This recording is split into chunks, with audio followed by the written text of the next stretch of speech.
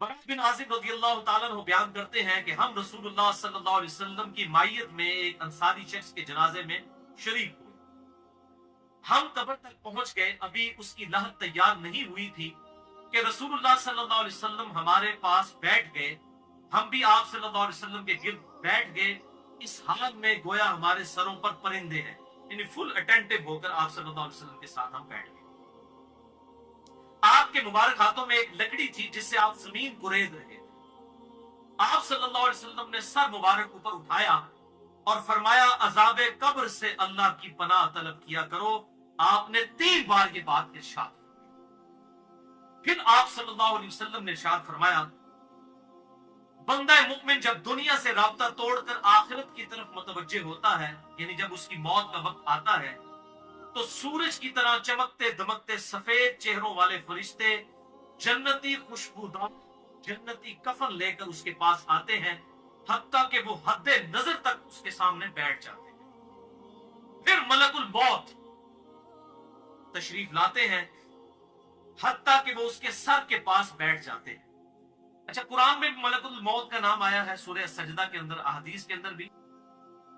अलबत्ता तौरात में इसका नाम इजराइल भी आया है, और हमारे अहले सुन्नत के जो अव्वलीन मुफस्सिरीन है, इमाम तबरी रहमहुल्लाह अल-मुतवफ़ा 310 हिजरी, उन्होंने भी ये वर्ड इस्तेमाल किया है। लिहाजा मौत के फरिश्ते को इजराइल कहना भी जायज है हमारे सलफ के यहाँ, क्योंकि आजकल बाद लोग कहते हैं इजराइल नहीं, मलकुल मौत ही कहना चाहिए। इजराइल का लफ्ज भी साबित है। फिर मलकुल मौत तशरीफ लाते हैं, हत्ता कि वो उसके सर के पास बैठकर कहते हैं, पाकीज़ा रूह अल्लाह की और उसकी रजामंदी की तरफ चल। वो रूह ऐसे निकलती है जैसे मशकीजे से पानी का कतरा, बिल्कुल गैर महसूस तरीके से उसकी रूह निकाल ली जाती। और जब मलकुल मौत उसकी रूह निकालते हैं तो बाकी फरिश्ते उसे आंख झपकने के बराबर भी मलकुल मौत के पास नहीं रहने देते, बल्कि उसे फौरन उसके कफन और उस खुशबू में लपेट देते हैं जो जन्नत से लाई होती। फिर उस की रूह को लेकर बुलंद होते हैं, और फरिश्तों की जिस जमात के पास से वो गुजरते हैं तो फरिश्ते पूछते हैं कि ये कैसी खुशबू है, तो वो उसके दुनिया के नामों में से बेहतरीन नाम लेकर बताते हैं कि ये फलां बिन फलां की रूह है, हत्ता कि वो उसे आसमाने दुनिया तक ले पहुंचते हैं और उसके लिए दरवाजे खोलने की इजाजत तलब करते हैं, तो जन्नत के जो आसमानों के दरवाजे हैं उसके लिए खोल दिए जाते हैं। फिर हर आसमान के मुकर्रब फरिश्ते अगले आसमान तक उसे प्रोटोकॉल देते हुए उस रूह के साथ जाते हैं, हत्ता कि उसे 7वें आसमान तक पहुंचा दिया जाता है। तो अल्लाह ताला फरमाता है, मेरे बंदे का नामा आमाल इल्लियीन में लिख लो, जो सूरतुल मुतफ्फिफीन में आया है। इल्लियीन और सिज्जीन ये 2 मुकामात। ईमान वालों की रूहें जो है इल्लियीन में उनका नामा आमाल लिखा जाता है, और जो मुनाफिकीन है, मुजरिम है, सिज्जीन में लिखा जाता है। सूरतुल मुतफ्फिफीन सूरत नंबर 83 है, पारा नंबर 30 के अंदर।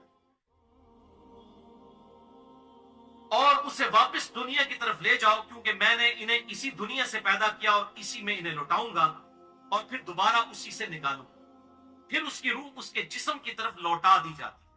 लेकिन ये लौटना दुनिया का सा लौटना नहीं होगा, यानी वो लौटने के बाद ये नहीं है कि मुर्दा कब्र में को बैठ जाएगा हमें नजर आएगा।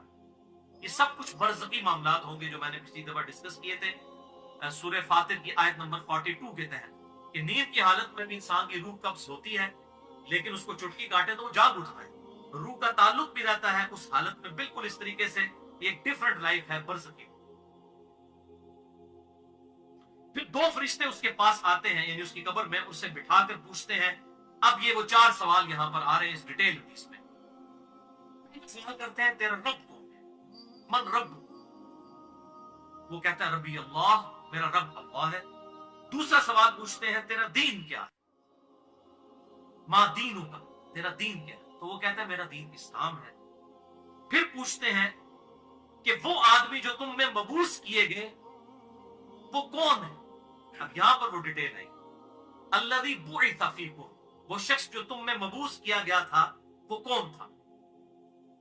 तो ये जो कहते हैं कब्र में आप सल्लल्लाहु अलैहि वसल्लम आ जाते हैं, तो ये किसी हदीस में भी नहीं है। इसमें डिटेल आ गई कि उससे पूछा जाता है जो शख्स तुम में पैगंबर बनाकर भेजा गया वो कौन था? तो वो कहता है, हुआ मुहम्मद रसूलुल्लाह, वो अल्लाह के रसूल मोहम्मद सल्लल्लाहु अलैहि वसल्लम। ये 3 सवालों के बाद اچھا جامعہ ترمذی میں ایک حدیث ہے 3120, اس میں الفاظ ہیں کہ وہ پوچھتے ہیں من نبی کا, تیرا نبی کون ہے. اس میں تو ہے نا کہ اس شخص کے بارے میں تیرا کیا عقیدہ ہے, اس میں من نبی کا الفاظ ہے. جامعہ ترمذی 3120. اچھا اللہ کا شکر ہے کہ یہ نہیں پوچھتے تیرا فرقہ کون سا ہے, تو کس امام کی تقلید کرتا تھا, کیڑی مسیدی تو نماز پڑھتا سا ہے, دیکھ لو کوئی چیز. تیرا رب کون ہے, تیرا دین اور نبی صلی اللہ علیہ وسلم. تو دنیا میں بھی ہم یہ کہتے ہیں اللہ رسول قرآن, یہی بات.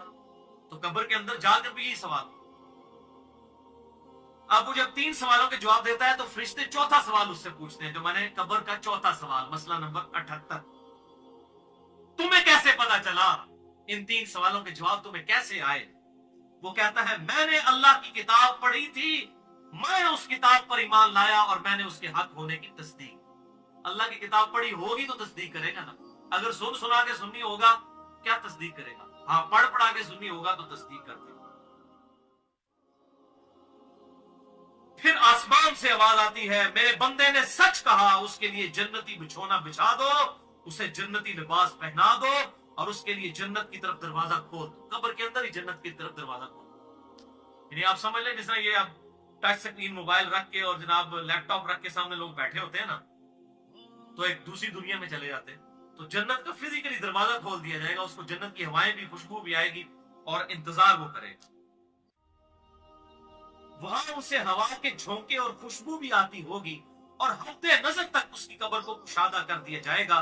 خوبصورت چہرے, خوبصورت لباس اور بہترین خوشبو والا ایک شخص اس کے پاس قبر میں آئے گا اور کہے گا اس چیز سے خوش ہو جا جو چیز تجھے خوش کر دے, یہ وہ دن ہے جس کا تجھ سے وعدہ کیا جاتا تھا. وہ شخص پوچھے گا کہ اے شخص تو کون ہے, تیرا چہرہ بھلائی لانے والا چہرہ ہے. وہ جواب دے گا میں تیرا عمل صالح, یعنی نیک اعمال ایک خوبصورت انسان کی شکل میں اس کی قبر میں آ گئے. تو پھر وہ شخص کہے گا اے اللہ, اے میرے رب, جلدی کر, فوراً قیامت قائم فرما دے حتیٰ کہ میں اپنے اہل و عیال کی طرف چلا جاؤں. یعنی مومن کہے گا اللہ جلدی جلدی قیامت آئے, مجھے تو اینڈ رزلٹ نظر آ رہا ہے, مجھ سے انتظار نہیں ہوتا, فوراً قیامت آ جائے.